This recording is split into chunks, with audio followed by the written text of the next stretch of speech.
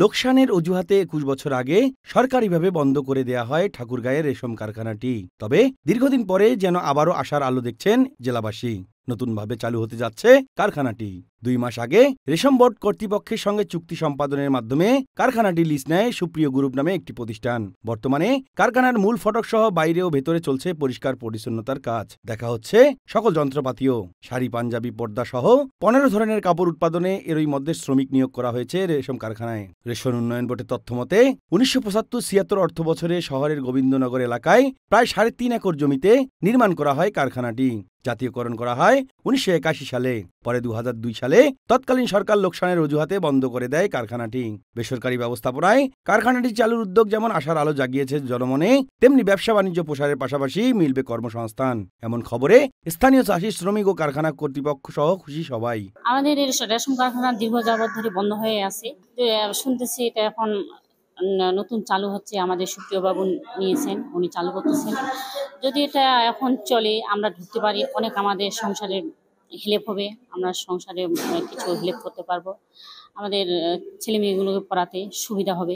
আসলে এই প্রতিষ্ঠানটা চালু হইলে ঠাকুরগাঁ জেলার মানুষের উন্নয়ন করে খাইতে পারবে। এখানে কর্মসংস্থান হবে অনেক মানুষের, বিশেষ করে নারীদের কর্মসংস্থান হবে। এই জন্য আমরা খুবই আনন্দিত। আমাদের এই কারখানা চালু হতে চলছে, আজ যেমন আমাদের সুবিধা হচ্ছে, এখন বাইরে যে মনে করেন আরো ছেলেপেলে আছে তারা ঢুকতে পারলে এদেরও একটা কর্মসংস্থান ব্যবস্থা হবে। আবার এই কারখানা চালু হলে এখানকার সুযোগ সুবিধা এবং মানুষের দীর্ঘদিনের একটা কর্মসংস্থান হবে বলে আমি মনে করি। এর মধ্যে ২ মাস আগে আমাদের সাথে চুক্তি হয়েছে, সেটি আমি চালু করবো ইনশাআল্লাহ। ঠাকুরগাঁওবাসী ধন্যবাদ জানাচ্ছি এই জন্য যে আসলে ঠাকুরগাঁওবাসী আমাদের দোয়া করেছে, বিধায় আমি এই প্রতিষ্ঠানটি, আমার বিশ্বাস এই দোয়ার উসিলায় আমি পেয়েছি। কারখানা চালু হলে জেলায় অর্থনৈতিক উন্নয়নে ভূমিকা রাখবে, রেশমের সুদিন ফিরে আসবে, এমন প্রত্যাশা জেলা প্রশাসকের। আমাদের ঠাকুরগাঁয়ের যে রেশম কারখানাটি ছিল, এখানে আসলে একটা সময় উৎকৃষ্ট মানের রেশম উৎপাদিত হতো। তো সেটি এখন যখন আবার চালু হতে যাচ্ছে, এর মাধ্যমে যেসব মানুষগুলো রেশম চাষের সঙ্গে সম্পর্কিত ছিল তারা আবার তাদের আগের জায়গাটা কিছুটা হলেও ফিরে পাবে। এবং উৎকৃষ্ট মানের রেশমের এখনো পর্যন্ত দেশে এবং বিদেশে প্রচুর চাহিদা রয়েছে।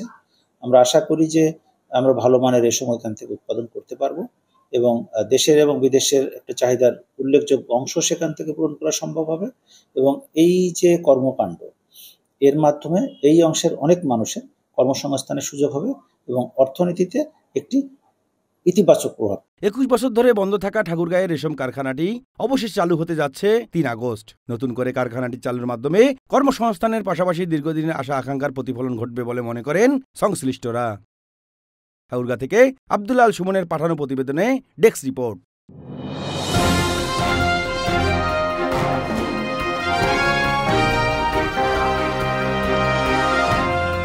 প্লাস টিভি 24, সম্ভাবনায় প্রতিক্ষণ।